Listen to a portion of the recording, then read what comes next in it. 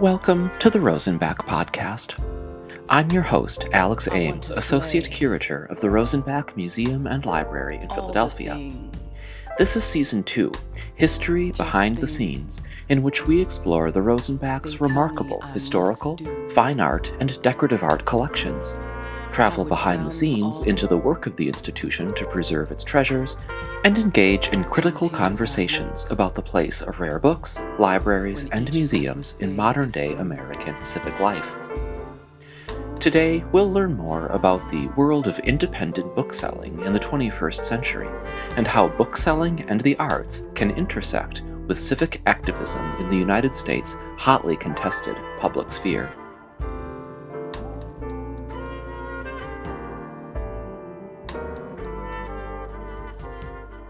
Looking at old black and white pictures of the founders of the Rosenbach Museum and Library, Dr. A.S.W. Rosenbach and his brother Philip, it can be easy to assume that they were pedantic and, as lovers of rare books and art, perhaps a little out of touch with the complexities of the world that they inhabited in the early decades of the 20th century.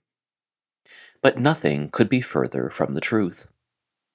Archives consisting of the brothers' personal papers housed in our library today tell a different story, a story in which the Rosenbach brothers invested a significant amount of time and social capital in engaging with their community well beyond the buying and selling of books and antiques.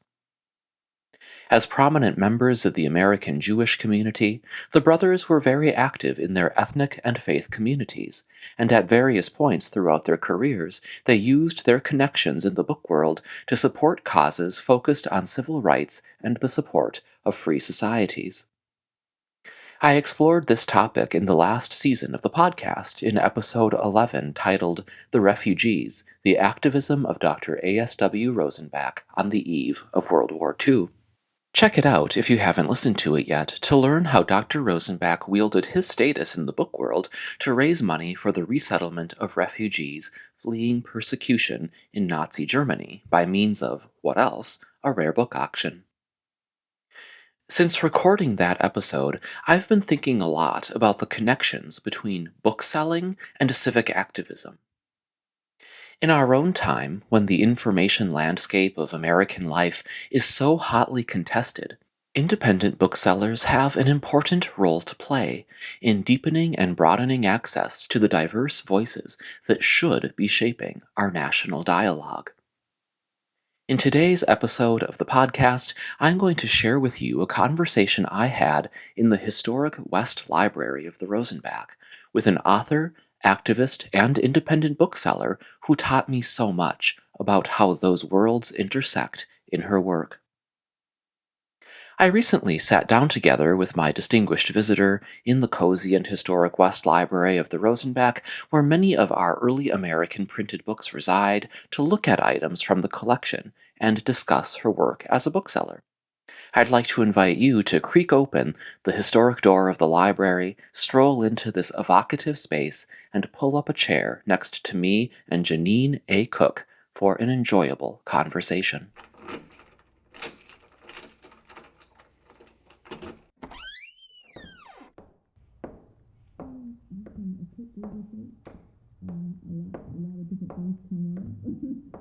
Social media, I'm very active on social, whether that's Instagram or Twitter or Facebook. My nephew called me a few days ago. For the last 10 years, Jeannine A. has worked as a writer for several startups, corporations, nonprofits, influencers, and most recently, herself.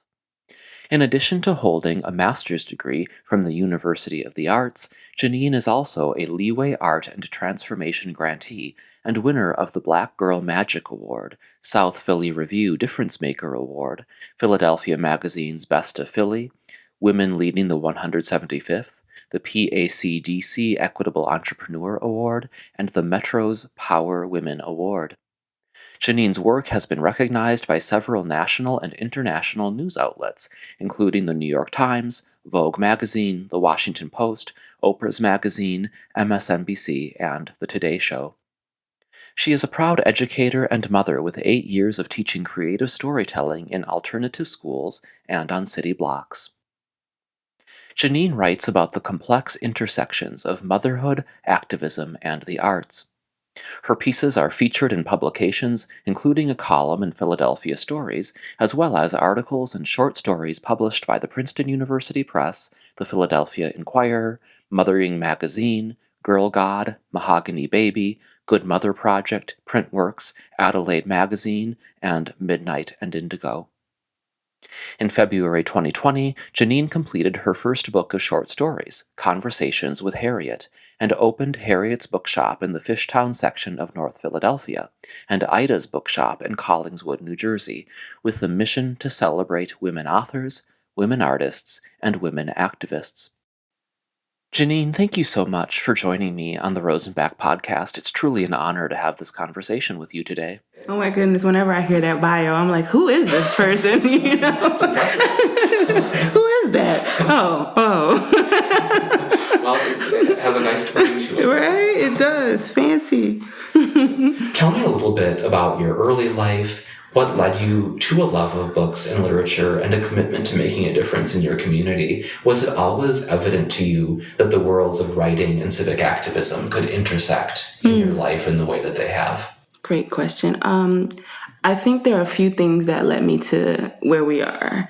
I think a part of it is books and stories and make pretend were a way out of a harsh reality.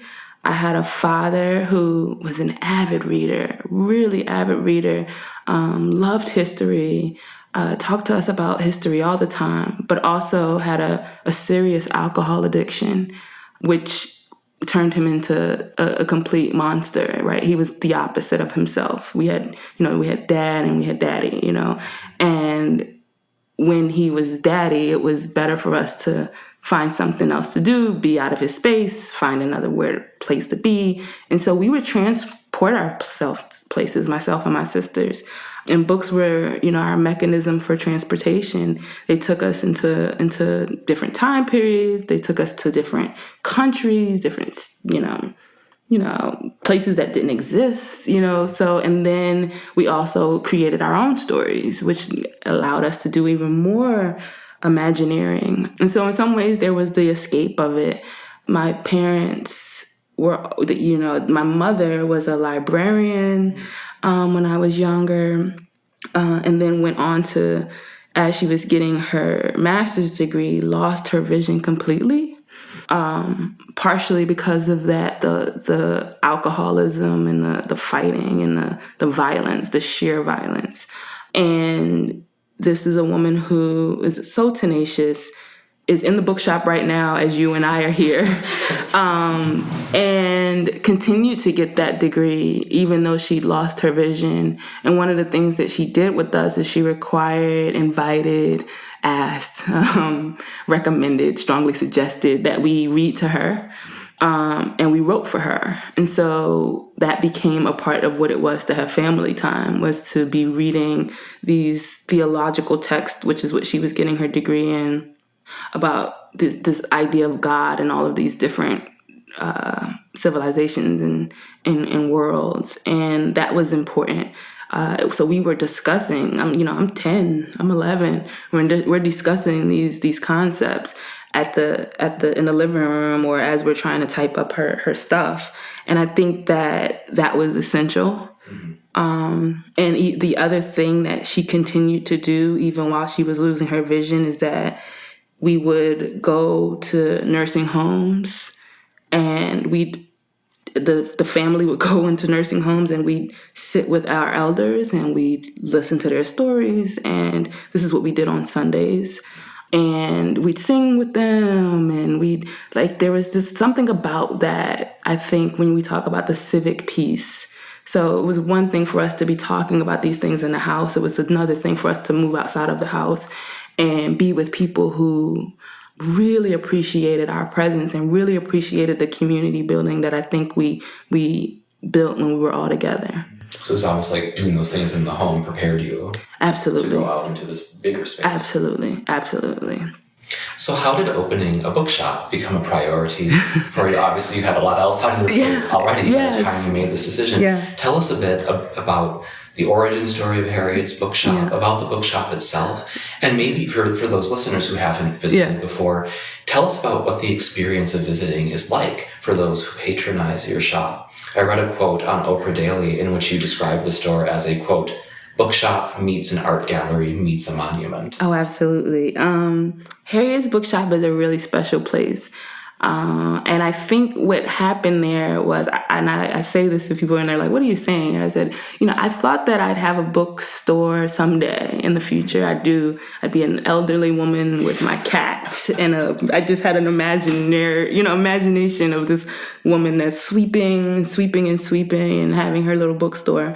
And then I think what started off, I think Harriet, and my book is called Conversations with Harriet. I think her and I have been in conversations for some time. I think I spend a significant amount of time. I would find myself asking her questions because I wanted to know what it was like to be the kind of woman that she was. And I wanted to understand, what made you do these things? What you made it to freedom. You did all that it took. You walked across states. Some people, we can't walk. I can't walk to Center City sometimes, I'm like, you walked across states in the cold. And what I just kept questioning, what was that? What made you go back? And again, you were risking your life. You were risking it all. And so I think those conversations started to get more and more, they just started to get more and more impactful. And I felt like, well, if there was ever a person that I would have an institution dedicated to, I would dedicate an institution to this woman, because this is a human woman who had what feels like superhuman qualities. Her value system are the values that I feel like if we had more of those in this society, we would see we would experience something that feels like it's not here right now. But we know that it existed because this was a regular human being, 5 foot less than, who was never able to read, couldn't read a single book in here, but was committed to not only her own freedom, but all the freedom of others. And I felt like, if there was anybody, it would be Harriet. And so I did that. I did that. And it was strange because I just thought, okay, no, who's going to come in here? I told 2 people that I was thinking of doing this. They were like, oh, Jeannine, what are you talking about? Here you are with your crazy ideas. When I was in college, I said, what we're going to do? We're going to go on the streets and we're going to teach families across the blocks how to know everybody's name on the block. And people were like, what are you talking about? So I had, I would have these these really interesting ideas about how to build community, how to make it feel safe. Maybe because I didn't feel safe growing up. So I think that has a lot to do with it. And I think Harriet has been a part of that for sure. I think Ida has been a part of that. I think now Marianne is a part of that. I think, I sit here and Toni and, Langston. I think that once we open ourselves to hearing from these folks who have laid so much foundation for us, then we get the messages. Mm-hmm. No different than being here in the Rosenbach, right? These people, in some ways, are timeless. Mm-hmm. Absolutely. So what's it like for visitors to step into the shop? I know one of the things that really struck me when I was reading some of the press coverage that you've gotten about the store, about Harriet's, is how you use the space and the stock that you carry in a very interpretive way that, to me, as a museum curator, feels very similar to how we might put things on exhibition or lead a tour through the store. There's a certain commonality there. Yeah, no, absolutely. Yeah, I think that that's why when we say it's like a bookshop meets an art gallery meets a monument, it's because it's bridging these worlds that for whatever reason were separate, but they're not separate, right? Look at this space. This is all of those things, just like Harriet's is. Our space also changes a lot. I think probably seasonally I redo the entire space. And so in my imagination, it's like whenever people come, they're stepping inside of a new book. and they always have a new experience when they're there. And it also gives us an opportunity to celebrate a different author. So right now, the space, it looks like you're inside of a 2D illustration. Every wall, every fixture, all the floors, which was a collaboration like you never seen before. And then the store is dedicated to the 1619 Project by Nicole Hannah-Jones. Which that book sits at the root of a lot of the book banning that we're seeing happening in our country. And it's really important, especially being here, to make sure that, we mark this moment and let it be known that that's what's happening, is that there is a concerted effort to stop us from being able to have access to stories, that being able to share collective history, to being, to censoring education. And that there is something that we must and get to do about that. Mm-hmm. So what's been the biggest surprise since opening your own bookshop? I imagine there have been... Oh my goodness, so many surprises. What's been the biggest? Will Smith came to my bookshop and launched his book at Harriet's bookshop. Who gets a call from Will Smith? Like, what are you talking about? Nicole Hannah-Jones came, signed all of our books. Isabel Wilkerson came, signed a bunch of books. I mean, people who Nikki Giovanni... I've interviewed Nikki Giovanni. I interviewed Alice Walker. I've interviewed, my mind is and from the living legend, Sonia Sanchez called me when we were opening and spoke blessings over me and continues to speak blessings over me. The surprises are endless. I promise you, I thought that bookshop, I would be sitting in there doing my thing. I was going to write a book. Without any disruption. No, because no one was coming in. Like, who's going to a little bookshop in Fishtown like that? I was really surprised. I was surprised at the hate mail. I was surprised at the threats, the racist threats on our lives. I was like, what? A bookshop? Really? This is causing that kind of issue. We're sparking those kind of thoughts in people's minds. Really, so many surprises. The media. I've never sent out a press release. People are like, what do you mean? No, that was never my focus. Never. I'm actually really shy. I know you hear me talking, but I'm really shy. So I was like, Oprah. I'm like, who? So those, my mind blown. Like, what are you talking about? So yeah, lots of surprises. There are many surprises still to come. Dr. Ibram X. Kendi just reached out. We're doing something with him. Viola Davis just said she's going to send us signed copies of her book. It's just, yeah. Wow. Yeah. Yeah. Are you just in awe? Yeah. Really, really, yeah. Is there anyone who would now surprise you to hear from? Oh my goodness, exactly. I think that too. I said, who do we need to hear from now? I can't even imagine who else. I think that I said, I once the interview with Alice Walker happened, I was like, I don't even know anymore. I don't know. So many amazing people have sent us love and gifts, and I can't even think of who else would be. Oh, yes, Michelle Obama. Her book is coming out in November, and that would be supreme. That would just take right. That would be supreme. So while we're talking about, that would be a big one. Call me if that happens. Yes, I will. We'll make it all happen. Yeah, we're doing it for Philadelphia. So I imagine since opening the store, it's become something even more than you had imagined. Oh, absolutely. Are you able to think about what your hopes for the future are, or at this point are you just sort of saying, okay, it's become a life of its own almost? Oh, I think it's both. I think it's definitely a life of its own, and I am. That's why when people are like, are you the owner of Harriet's Bookshop? And I tell people, no, I'm the shopkeeper. I am in service to Harriet's Bookshop, and not the other way around.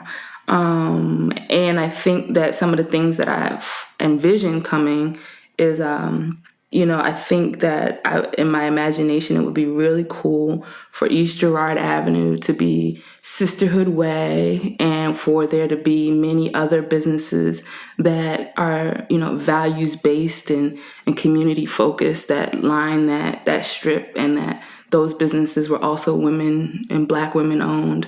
In our city, we know that that's less than 2% right now. And so whatever has to be done to create space, I think that what we've done with 500 square feet of space, it shows you that there's a lot more possible. We cannot wait to have to have a full space. Right now, we just have that bottom floor, but eventually we'll have a whole full few stories, and I'll be able to host writers and activists who I will support with entering into the community and sharing ideas. So that's a big deal. I was in Paris, as I was telling you, I was in France. So I was in Nice and Culore and Paris and Annecy. I was all over this beautiful, beautiful country that loves and values its booksellers in a way that the United States does not yet. But we will continue to push that issue. But while in France, I was invited there. I say that Baldwin summoned me because I got invited to this institute where all of these PhD, very, very smart people were studying Baldwin, and then I followed his footsteps all throughout the country. I even went to Switzerland where he wrote A Stranger in the Village. And so, I then felt like, okay, yes, we will move into the international space. So I think that eventually I would love to see a Josephine's bookshop in Paris. So we'll see. Yeah, there's a lot of things that I'm excited to do and be a part of. As I mentioned in your bio, you are also an accomplished writer, and I'm wondering if you're working on any writing projects at the moment, and how do you see your new experiences as a bookseller and someone sort of entering into the business world and into the civic space as informing your own artistic process and perspectives? That's a great question. Yeah, so the summer was also dedicated to working on my memoir, which talks about the journey to and through the bookshop and how the bookshop sits at these intersections and why that's really important for our society. Especially as, like I said earlier, we're looking at folks that are making decisions. All those post-apocalyptic books, all those post-apocalyptic movies and stories tell us that books will someday be something that's hard to get your hands on, if not illegal. And so watching that happen before our eyes, and I'm definitely being I think there's a canary in the coal mine of lots of trouble. And to me, that also points to trouble with the Republic, right? When a Republic starts deciding that it doesn't want the writers to thrive, it has a lot to do with the decision to limit freedom. And so that's a big deal. That's a really big deal. And so that's what I'm writing about and thinking about. And then I have my column. So, every quarter I'm putting out the column with the Philadelphia stories and connecting books and stories with certain current events in our city. And so I'm writing. Yeah, definitely, it's all connected. I don't think it could unconnect. Yeah. So how on earth do you find time to do it all? This is what everybody says. Everybody, I don't know. Everybody says that. I don't know. I'm not sure. Have you found a certain routine where maybe early mornings and late at night you're doing the writing work, other stuff comes in between, or is it more sporadic throughout the day that you're... So the 6 weeks in France were really because the writer self needed that. Sure. And I granted her that permission because she just, she's so patient and she's so, kind, and she lets the business self do all that she does. The business self is much more of a warrior. Go get it. Let's go. Gotta do it. The writer self is, a lot more meek, a lot more humble. But so that's why I have to be intentional about granting her permission and giving her the kind of things that she needs to be inspired, which France definitely was. And I think I say Uncle Jimmy, so James Baldwin, I think that he saw that same thing and opened an opportunity. Because I don't know under what other circumstances I would have said, oh yeah, I'm going to go to I'm going to go to Nice, had it not been for him. Sure. Yeah, so I don't, I haven't written since I've been back from Paris, actually. So, yeah. I love the idea of, it's almost like you have different people inside. Oh, yeah, of course. You have to listen to what each one needs at a given moment and create opportunities for them to flourish. And knowing the different personality types, right? The business self, there's certain, in order to do, I'm scrubbing toilets, I'm, I'm getting gook off the floor, I'm sweeping up the yard, that's a really different kind of experience. And she's passionate and she's a warrior, really a warrior spirit. And so, but she can't run it all, she'll take over. So it's having that writerly self is a sort of an escape. A balance. Yeah, a balance to it for sure. So as I mentioned at the top of the podcast, we are sitting in the Historic West Library at the Rosenbach, where many, though not all, of our American history collections live, a lot of our rare printed materials. And I'm wondering, especially seeing as you have this bookseller's eye and the writer's eye coming into a space like this, for listeners who haven't been to the Rosenbach before, how would you describe this institution to them and sort of what our spaces and collections are like? Yeah, we kind of hit on it. I don't know if we were recording or not, but these spaces, especially this space, is a space of time travel. It's a space that allows us to feel what it felt like to live during this time period, to sit in these chairs, to be surrounded by, this dark, rich wood and this beautiful art, and to play make pretend that you're in the 1800s, and then you could open any of the texts, which there are, how many books are in here? Gosh. I'm just gonna guess for our listeners, let's say 3,000 books in this one little space. 3,000 books. That means we could go in 3,000 dimensions in this room if we chose to. And that doesn't even include the furniture, that doesn't even include the art. And so to me, that's a respite. It's a respite from a world that sometimes feels overwhelming and not nurturing to the soul. Yeah, so this space feels like that to me. It feels like respite. I love that. And I have to say, usually on a Tuesday afternoon, the museum isn't quite this quiet. Oh, but okay. Today I called on it. Yeah, it's a very quiet, pensive, calming space in some ways. Oh, absolutely. I do appreciate that's also a respite from the world in which we find ourselves. So if listeners are interested in learning more about Harriet's Bookshop and Ida's Bookshop, and perhaps paying a visit, how would you recommend they get the information they need? Oh, you can, a quick Google search. A lot of different things come up. Social media, I'm really active on social, whether that's Instagram or Twitter or Facebook. My nephew called me a few days ago and was like, what you got to get on now? What? Twitch. I was like, what is Twitch? Like, you can, it's like live streaming. And then I was like, okay, all right, I got to learn another thing. I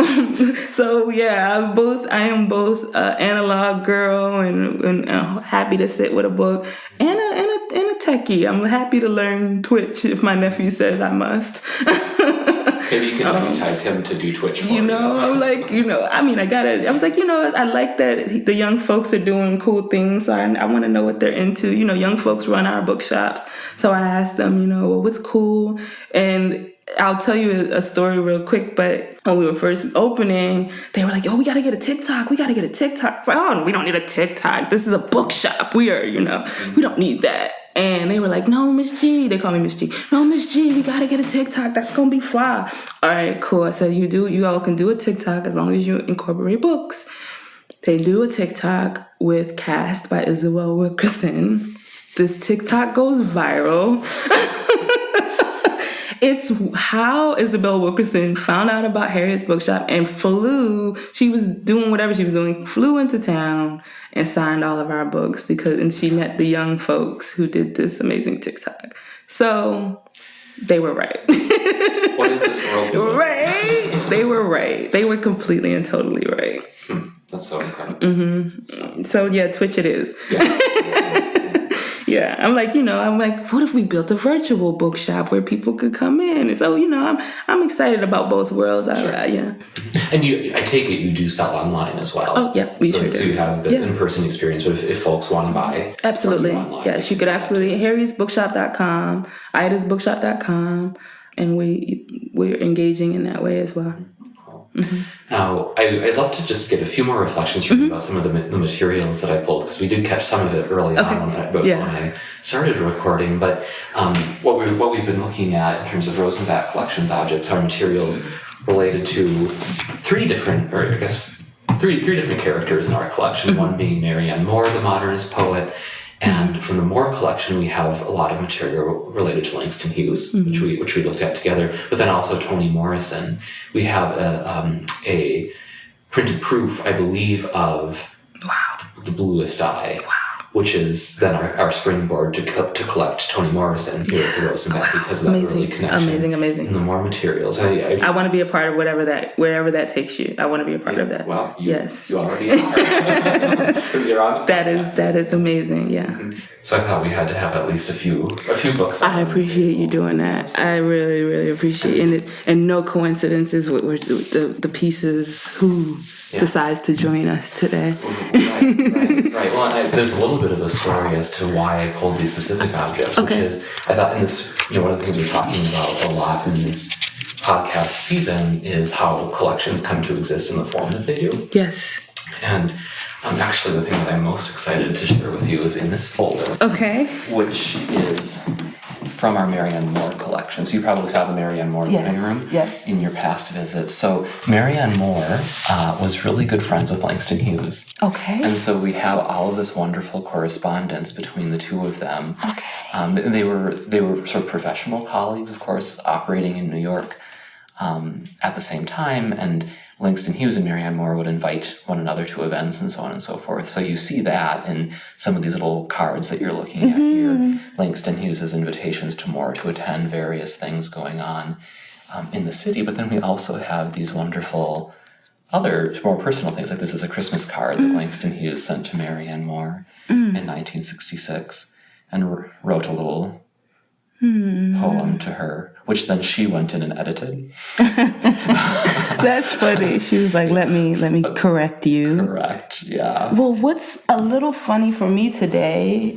just the kind of day that it's been and all of the great work that I get to be a part of. I tell everybody I have the best job ever. But I started the morning at the Marian Anderson Museum, which I had only reached out saying, hey, I want to support you with building your library. This is something that I love to do, and I think we would have fun doing it together. And I would love to see Marianne's books, And she said, Jeannine, that would be ideal, but we've had a flood, and we're in lots of trouble. And that that emergency which is at hand is most important, and we can't bear to lose this institution. So I said, I don't know what all I can do, but we decided to do what we're calling Marianne's Bookshop, which is a traveling pop-up bookshop that we'll do at a few local institutions. And while I was there this morning, she said, Jeannine, I want you to know, as you're building Marianne's Bookshop, that he was so fond of Langston Hughes. And so let's make sure that his works are celebrated in the Marianne's Bookshop collection. And so come here today, a few hours later, and you're like, here's what I've pulled for you. And I'm like, okay. Langston Hughes manuscripts. I concur. I like when the stars align like that. Oh, it's always special.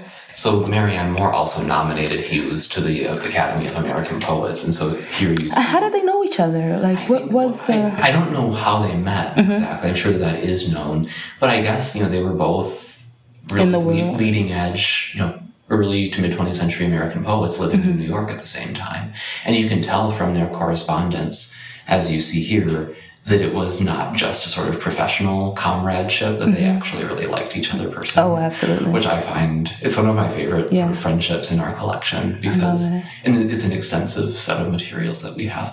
But see, so here's the thing, here's why I pulled these objects together. Okay. Because of the Marianne Moore collection and these sorts of manuscript materials, we use that as the jumping off point for our collecting today. Mm-hmm. So because we had some Hughes material already in the collection, basically during the pandemic, mm-hmm. We really have been building more of a Hughes collection. So that's mm-hmm. when we bought these different books. So we have The Weary Blues. And I was able, last time I came, I was able to see, who was it that was leading me around? Kelsey, probably. Yes, right? And she was like, Jeannine, you got to see the new, I think it was even newer than, of course, the new Langston Hughes stuff that we've gotten in. Yeah. So, and that's been a very intentional choice. Yeah. Because it's so good for interpretive purposes. What we do here when we acquire stuff like this is share it with visitors on hand tours and so on. Of course. So it works out. $2.50. He loves his race and reports and interprets it feelingly and understandingly to itself and to the other races. It's powerful. Mm-hmm. It's powerful. I always talk to folks who visit the bookshops about time travel and how books give us that. They give us that opportunity to have conversations with people who seemingly aren't here anymore, but of course they're here. They're right here, where we can sit in their thoughts and in their minds. And then once you get into the collector's items, that's a whole other level. Yeah. It's like the connection is even closer. Yeah.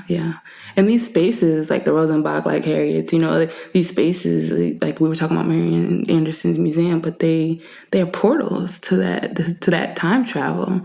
We're here, yes, you and I in 2022, but we're we're sitting at a table from the 16th century, and so it's like, how does that inform our ability to connect across time and space? I don't know. Yeah, I think you're quite right. I think it does, and think of everything we're surrounded by. Right. We have just 5 objects, I guess, sitting on the table, and there's so much else in the cases. It's everywhere. From the furniture to the books to the, the designs of the covers, and it's like there's so much here.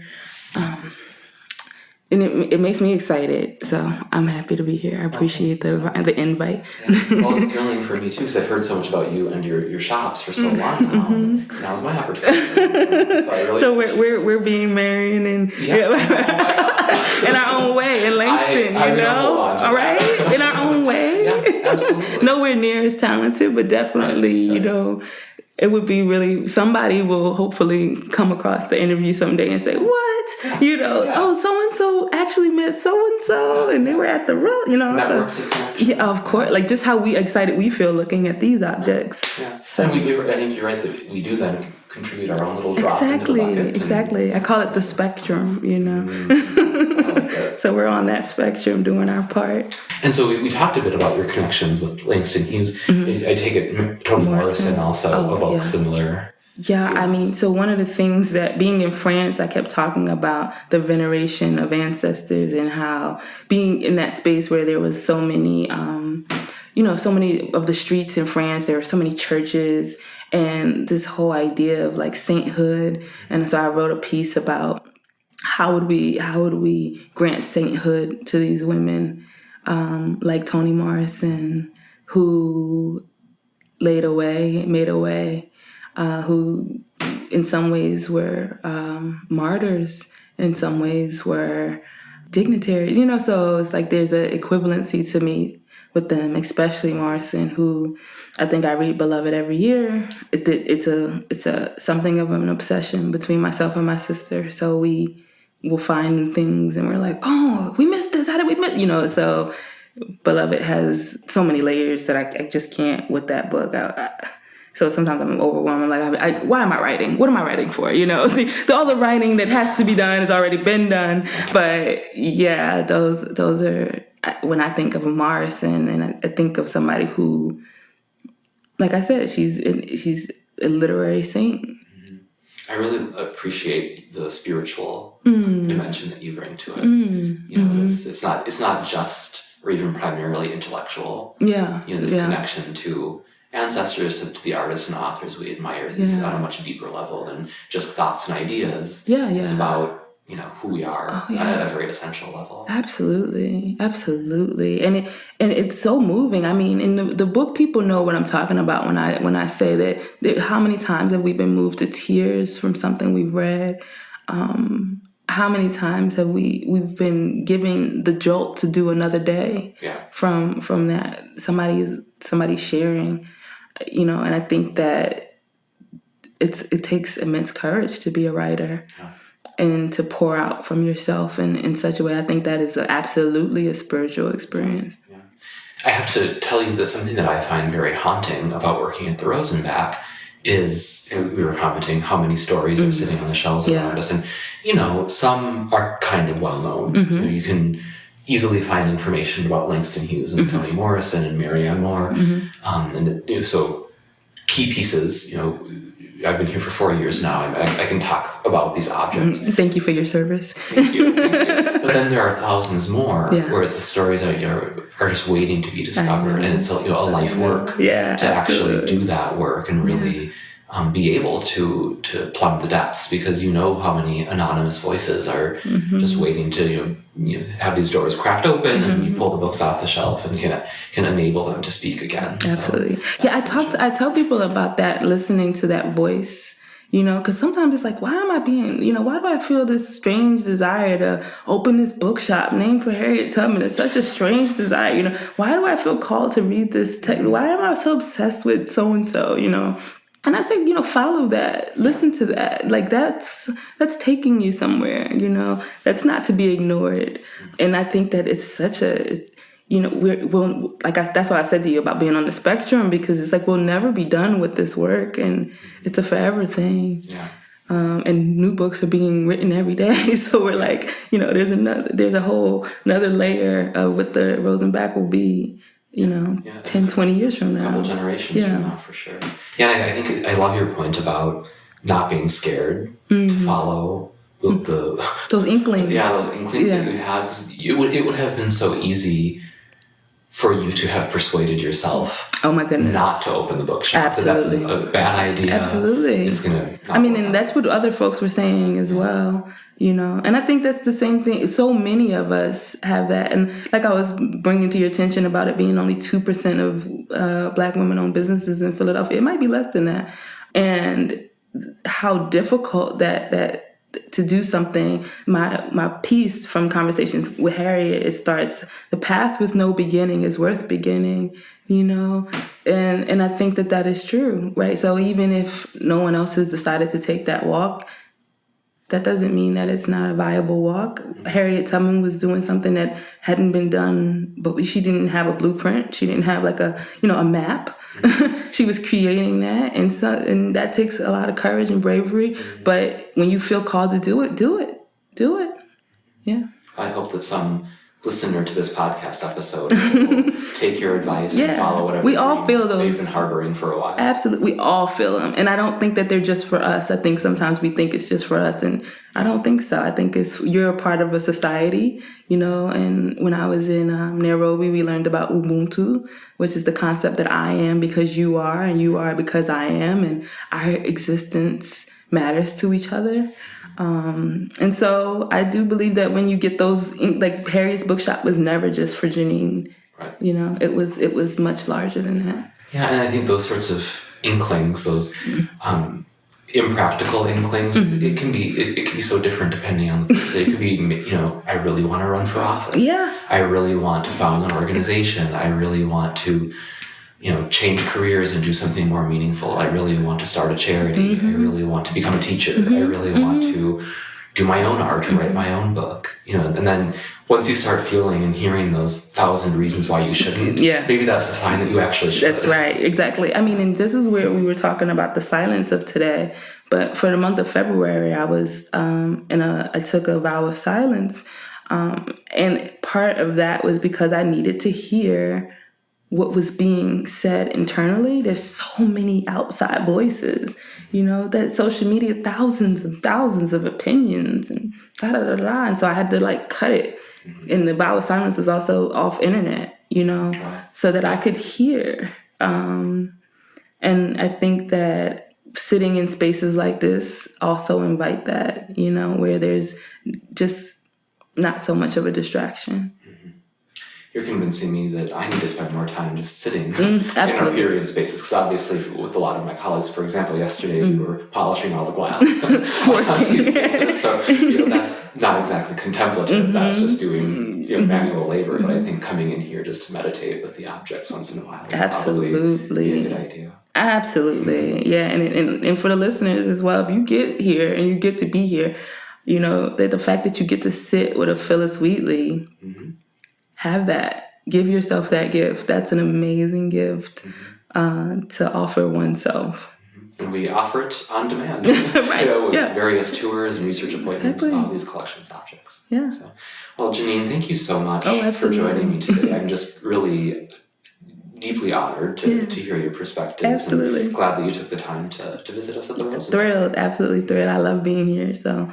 I will make more time to be here, but I did send our interns here for the summer, and we'll continue to do that as well, so that they can have multiple book experiences when they're with us. Well, I think that there's something really meaningful for individuals who work with you to come here in particular, because this is a monument to bookselling in so many ways. It feels in a way like any library or museum now, but this is the heritage of this place is in the book trade, which is always important to remember, I think. Yeah. I think that's what the same exact thing that I let the young folks know is that you're a part, again, we're on that spectrum. You're a part of this larger whole.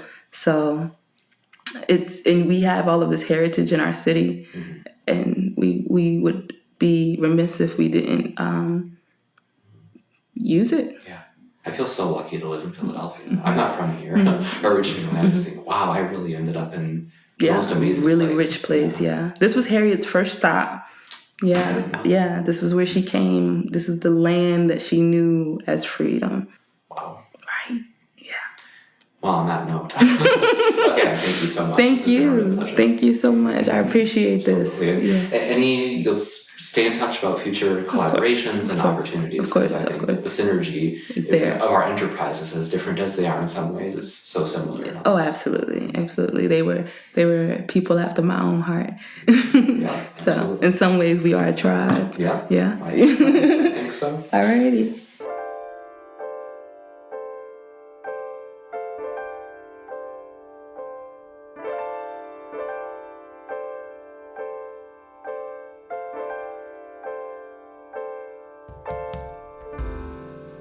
Thank you for listening to the Rosenbach Podcast.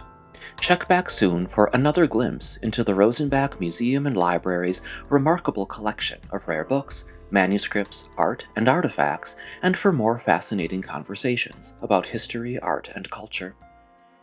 To learn more about the Rosenbach, visit rosenbach.org. We host a variety of on-site and online events and public programs, and always welcome questions from listeners about how to use our collections like those we discussed today. Our holdings are always accessible to researchers who make a free appointment to visit our reading room. The Rosenbach's community reaches all around the globe, brought together by our love for history, rare books, manuscripts, and the arts. I hope you will consider supporting the Rosenbach Museum and Library and this podcast by becoming a member today. It's one of the best ways to help us with projects like this. Memberships start at just $55 and give you access to everything we have to offer, online and in person. If you cannot make a financial contribution, please give our podcast a good rating on Apple Podcast or wherever you listen to help us build our audience. The theme music for Season 2 of the podcast is a setting of the poem Longings, written by poet, artist, and educator Nellie Rathbone Bright in 1927. Bright co-founded the Black Opals, a collective and literary journal showcasing young black writers in Philadelphia in the late 1920s. The musical version featured here was performed by Yolanda Wisher, Paul Geese, V. Shane Frederick, Mark Anthony Palacio, and Sir Lance Gamble. The Rosenbach Podcast is supported by a grant from the Evelyn Toll Family Foundation. Thanks again, and I look forward to continuing our conversation about history on the next episode of the Rosenbach Podcast. Drums in my ears. and my lips are wet with the tang of the sea.